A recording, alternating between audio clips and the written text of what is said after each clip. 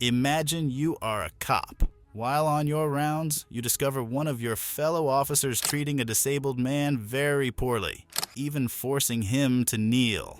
What would be your reaction? Discussing corrupt police officers is a highly sensitive matter.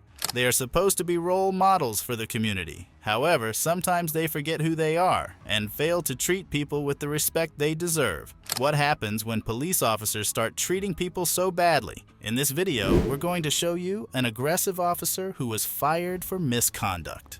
On July 26, 2021, Officer David Lance Dukes of the Orangeburg Department of Public Safety responded to a call regarding a man banging on a townhouse door allegedly with a gun in his waistband. He immediately reached the scene, drew his gun, and ordered a 58-year-old disabled man, Clarence Grailyard, and his cousin Mario Julian, who were standing in the parking lot outside the townhouse to the ground. Hey, let me see your hands. Berg, get on the ground. Get on the ground. Get on the ground right here. Get on the ground. You, burgundy shirt, get on the ground. Over here. On the ground. On the ground. Not knowing what's happening, Grailyard still managed to sit on the ground. But still, the officer Dukes forcefully uses his foot to attempt to force Mr. Grailyard all the way to the ground, causing his head to violently hit the pavement. Get on the ground! Do you not listen? Get on the ground! In the 1989 case of Graham versus Connor, the Supreme Court explained that the Fourth Amendment requires a police officer's use of force to be quote or unquote reasonable under the circumstances. It is also identified that 3 factors the courts should consider when determining whether an instance of force was reasonable. First of all, quote, the severity of the crime at issue, whether the suspect poses an immediate threat to the safety of the officers or others, and second, whether he is actively resisting arrest or attempting to evade arrest by flight. By that truck. No gun. You're not listening, dude.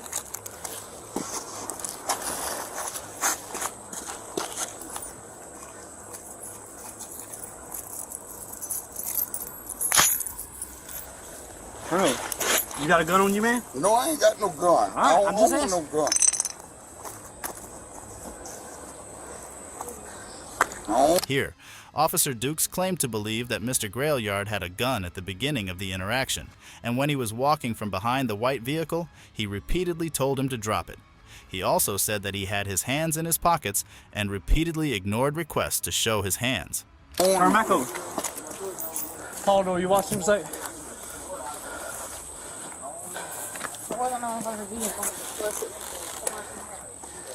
He had something. I ain't own no gun. The door's unlocked, it's not always so. No, he was right here. Watch him. Go watch him. There it is. I don't own no gun. All right, that's what he had.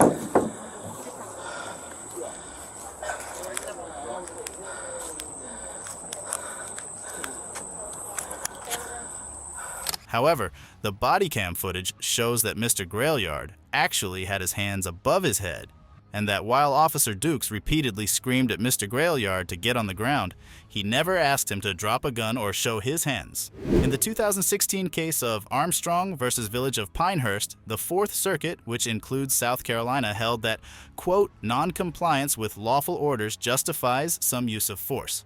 But the level of justified force varies based on the risks posed by the resistance. That is, even purely passive resistance can support the use of some force, but the level of force an individual's resistance will support is dependent on the factual circumstances underlying that resistance. It's also important to note that when Officer Dukes was reporting what happened, he did not explain the method he used to take Mr. Grailyard down. He was in front of the car when I came up. And he was walking like this. And I thought it was a gun at first. I said, drop the gun, drop the gun, drop the gun, drop the gun. I had him at gunpoint. And he's over here doing something like this. You slammed my head. You slammed my What head he was doing is down putting in this up behind the tire. So he comes over right here. He got his hands in his pockets. I'm telling him, let me see your hands, let me see your hands, let me see your Why you hands. bust my head then? He wasn't listening. No, it ain't. He got the, like this right here, You grabbed me. and we went onto the And ground. you bust my head. But Corporal Smith's report claimed that when Mr. Grailyard did not get completely on the ground, Officer Dukes pushed him to the ground by placing his right foot on the middle of his back. Sergeant Aquel Polidor states that Officer Dukes, quote, jumped up and stomped Mr. Grailyard on the back of his neck with his foot. Although it is unclear from the body camera footage whether Officer Dukes' foot landed on Mr. Grailyard's neck or upper back, it is certain that the version of events Officer Dukes explained to his commanding officer did not align with the body camera footage or the reports filed by his colleagues. On the cement. You bust my forehead. Yeah, your head did hit the cement. Right, cause you bust me down on the cement. Where's the complainant? You bust my head down on the cement. Right here? You bust my head. You bust my head. Where's the complainant? You bust my head down. I'm trying to get the name of the complainant. You So bust my head. What are we doing? I guess Sam was going to check him out. Ain't nobody There ain't nothing about here want to press charges on. Who called? I'm not sure. Take him out of cuffs right now. I mean, because that's what we You're got. gonna have to use it for us. Yeah. No doubt. Yeah. slam my head down. Dude, I didn't know what his You intention use was. it for us. You need to look at the camera. Alright. The officer did wrong. Slam my head down. Bust my forehead. Damn right. You gonna pay me for that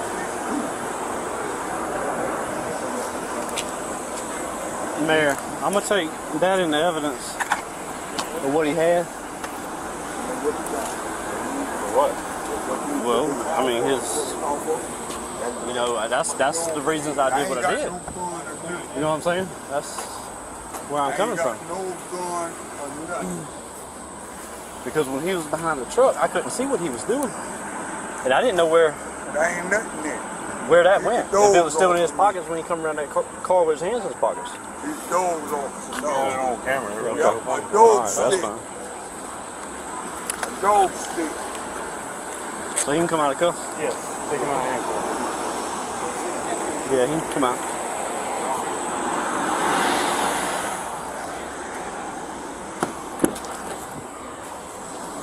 Oh, Lord.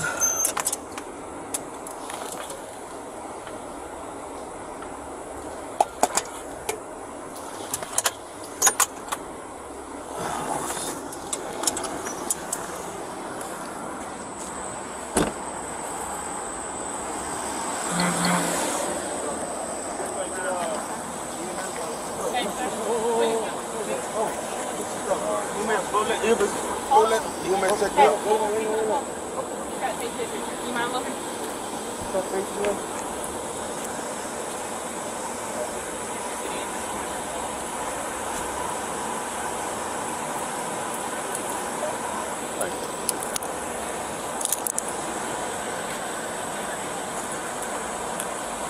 Hi. Good, how are you? What's going on? Officer slammed my forehead down in the cement. Okay. In the wrong for that. Did you consciousness? Yeah. When Mr. Julian asks Officer Dukes for a business card, he claims they are not issued cards by their department. However, Sergeant Polidor immediately corrects Officer Dukes, states that they do have cards, and provides Mr. Julian with the information he requested. In the 1997 case of State v. Lyles Gray, a court of appeals in South Carolina upheld convictions for offenses against an officer in the Camden Police Department for her conduct. During a criminal investigation, the court explained that, quote, under common law, obstruction of justice is an offense. To do any act which obstructs or hinders the administration of justice, and that, quote, misconduct in office occurs when persons in public office fail to properly and faithfully discharge a duty imposed by law in this situation. The court concluded that the officer obstructed justice and committed misconduct in office by failing to interview witnesses after her daughter was identified as a suspect, obtaining a false arrest warrant for another suspect, and withholding evidence.